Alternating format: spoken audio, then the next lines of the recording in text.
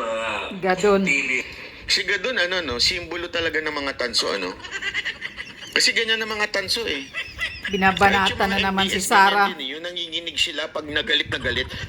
Hindi kami lahat, ha, Banat Bay. Hindi lahat kami, ha. Hindi lahat kami tanga, ha, Banat Bay. Hindi, ha. Nanginginig. Di ba? Simbolo yan ng mga tanso, eh, tsaka ng mga MDS, eh. Yung galit na galit, gustong manakit. Simbolo ng praning yan, Banat Bay. Radio host na araw-araw ay tinutuligsa si Presidente Bongbong Marcos, tinatawag nilang bangag at drug addict. Bakit? Totoo naman eh. Ang magpapahama kay Inday Sara. Wow! Dahil ginalit nila ang mga Ilocano, mga Marcos loyalists, Wow! at mga Ilonggo, ay siguradong hindi nila iboboto si Sara sakaling tumakbo ito na presidente. Talaga? Sa 2028. Diyan pa lang sa analyzation mo, Gadon, maling-mali ka na. Kasi maraming Ilocano, Kabubuhan. talagang sabi na budol sila. Correct. Marami. Ang daming Ilocano na nasabi na budol sila, eh. Marami, iba't ibang lahi na talagang sinabi nila, ay, nabudol kami. At saka, malaking kasinungalingan ka, eh. Kaya sabi nga ng Supreme Court, eh, gross misconduct, kadiri daw. Disbar, pangalawang Kadiri yung disbarment. conduct mo. Ganun. Hindi na i-disbar ng Supreme Ito pa, Court. Ito pa, malupit dyan, ha? Ang malupit na malupit dyan, hindi lang sa ikaw ay sinungaling, hindi mo pa, parang haka-haka sa iyong buhay, Bakit kanyo? Hindi naman mananalo si BBM kung hindi dahil kay BP Sara Duterte. Correct! Nakalimutan Yes! mo ba doon sa survey? Malayo nga, eh. Malayo nga si Bongbong nun, eh. Ito si BP Sara, nung hindi pa siya nagde-declare na natatakbo siyang vice president, dito siya, Tapos si Lenny pa ata yung sumunod, tapos saka pa ata si Bongbong Marcos. Kaya nga. Nung bumaba lang si Sara Duterte at umasa yung ilang Duterte, yung mga nagpabudol na Duterte supporter. Ang dami kong kilala niyan. Lalo na, kamusta na yung mga kababayan ko sa iba't ibang dako ng mundo na to na madami nag-unfriend sa akin? 2022? Yung mga marami dyan, yung mga taga Middle East, taga UK, taga Japan, taga Amerika, taga Canada, in-unfriend ako. Kasi hindi ako nag-BBM, nag-isko ako. Galit na galit sila sa akin. Bakit? Nandito si Sara Duterte, so dapat dito tayo. Kaya nga. Talagang gustong manakit. Dami niya. Tapos nung nanalo si BBM, kung dati ang post nila puro Duterte at puro BBM, nung nanalo si Bongbong Marcos, after 1 month, ang mga post nila nawala na sa politika. Kaya nga. Yung mga tanso ngayon, tahimik Bakit na. kanyo? Napahiya, eh.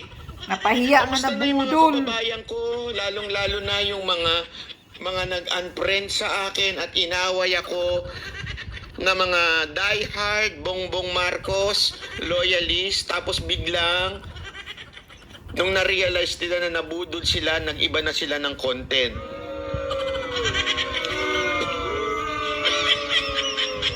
Naging basketball na content nila, passion na, wala na sa politika. Bakit? Napahiya po ba kayo? Kaya nga. Pahiya sa bangag ang binuto. Bangag Kasi naman, ang sinabi binubuto ko na sa inyo. doon. Sinabi ko na sa inyo. Aminin nyo na lang, nagalit pa kayo sa akin. Galit na galit kayo, gusto nyo manakit. Malamang na matatalo lamang si Sara. Wow. Hangin pa, kung maglalaban sila ni Lenny o one-on-one, ay matatalo pa rin si Sara. Sapagkat si Lenny ay may solid na 15 million votes. Kung tatanggalin mo yung Marcos votes at Marcos loyalist, mga Ilocano votes, na napakalaki niyan, isipin nyo, Ilocos Norte, Ilocos Sur, Pangasinan, La Union, Cagayan. Talaga? Sigurado ka? at yung mga Ilocano sa Mindanao. Napakaraming Ilocano sa Mindanao at saka sa Cebu. Tanggalin mo yan at ibigay mo kay Lenny, panalo si Lenny. Ayun, naging diwata na content. Naging silini na. Dito, mantakin mo, sukang-suka ka kay Lenny Robredo nun. Minumura mo kakaliwat kanan. Kaya nga. Tapos ngayon, pinagtatanggol mo pa comparing dito kay BP Sara Duterte. Yan ang tinatawag na yung sinuka mo, inapak-apakan mo, nilagay mo sa kubeta, tapos bigla mong kakainin uli, kukutsarahin mo. Kaya nga. Ganyan. Si Gadon. Ginawa mo, Gadon. Kakahiya ka. Para lang masiraan si BP Sara Duterte at ang mga Duterte, kakainin mo yung sinuka mo.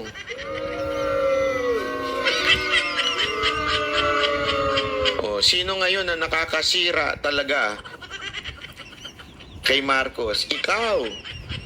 Alam mo, Correct. Mr. President, Tanggalin mo nga yan si Gadon. dito sa administrasyon nyo. Alam nyo, sa totoo lang, ako, pag naririnig ko yung salitang sekretary ka doon, nasusuka ako. Buti nasusuka ka, ako nang gigigil sa galit. Nasusuka ako. Sabi ko, ganito na ba kababa ang pamantayan natin sa isang sekretary? Hindi kasi, kahit pa paano, humanga naman ako dahil hindi sila nagpapuwersa na gawing sekretary si Thinking Pinoy. Di ba? Kasi gusto maging presidential advisor for political affairs eh. Di ba? Isa Natuwa pa yan. ako, at least hindi kayo nagpadala sa kanyang pambubuyo.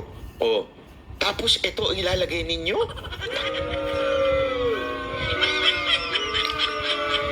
Alam mo, Mr. President, tanggalin nyo itong sekretary nyo. Maniwala kayo na makakatikim kayo ng mga 1,400 palakpak mula sa Banateros. Ay, nako. Kasi ito talaga yung mga hindi nakakatulong sa administrasyon. Walang naidudulot. Lahat na lang kapalpakan. Mantakin mo, kaya nga mismo yung DSWD secretary, kinontra siya eh. Hindi, hindi. Totoo ang kahirapan. Anong haka-haka? Totoo ang kahirapan. Di ba? Yun nga eh. Haka-haka ang kahirapan. Bubu. Kabubuhan mo, ikaw ang bubu, Gadon. Nanligaw sa presidente para i-appoint to? Mahiya-hiya naman kayo. Pangbayad yan, kaya ina-appoint yan. Ginawa yang... Kadiri naman. Talo si Sara. Wow. Dahil may sulit na dating 15 million si Lenny eh. Ang mahirap dito sa mga black 15 million daw kay Lenny. Tatatalo si Sara. 32 million ang bumoto kay Sara. Mathematics nito, pangtanga lang din eh. Hindi isipin niyo yun. Paano nangyari yun?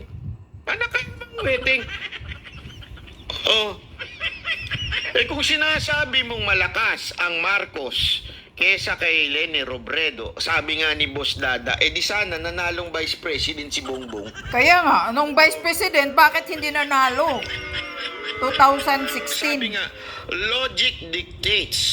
Ha? Naiyak ka naman, Logic Gadon. dictates. Sarap mong tirisin. Simple lang eh. Naglaban si BP Lenny at saka si Bongbong. Hindi na nanalo. Vice President.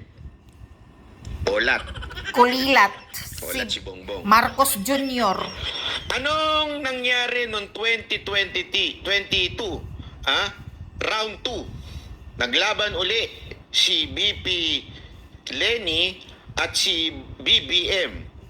Sino nanalo? Si BBM. Dahil Ano ang nagbago dun sa dalawa? nakasakay sa bangka ni Sara Duterte. Ano ang nagbago dun sa dalawa? Doon sa 2016 election at doon sa 2022 election. Sa 2016 election, ayaw ni Duterte kay BBM, kaya siya natalo. Tama, mali? Hindi siya piniling Vice President ni Duterte. So, natalo si Bongbong Marcos.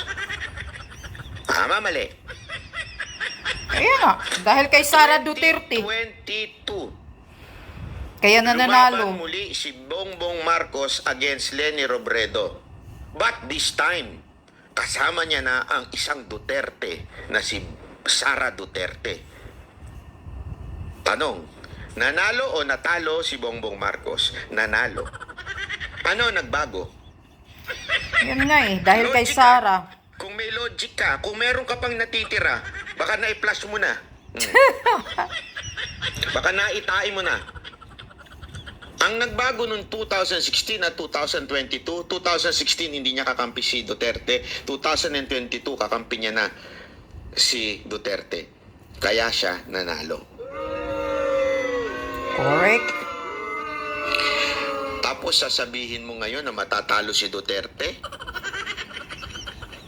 Anong katangahan yan? Sobrang tanga. Bubu, Hindi, kabubuhan ako ni nagtatanong lang Gadon. ako, Anong katangahan yan?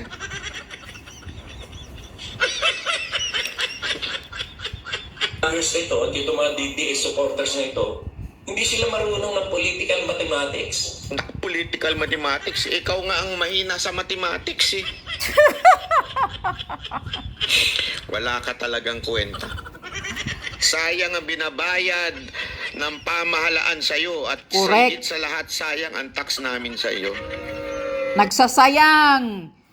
Nagsasayang ng pira. Yung mga taxpayer, mga binabayad namin sa tax sa sahod mo, Gadon. Lumayas ka dyan, ang kapal ng mukha mo. Kahit wala kang ginagawa, walang kwinta yung posisyon mo. Tapos ngayon, magsasabi ka, dahil binabanatan daw si Marcos Jr. ng bangag-bangag. Sa susunod na eleksyon, hindi na daw mananalo si Sara. Bakit? Sino ba ang bumabanat sa bangag? Mga DDS naman, mga Sara naman, kami. Mahimik ka nga dyan, ikaw ang bubuga dun. Lumayas ka dyan sa posisyon mo. Nagsasayang lang ang mga taxpayer ng perang sinasahod sa'yo, nilalamon mo, Gadon. Langya ka, ikaw ang bubu.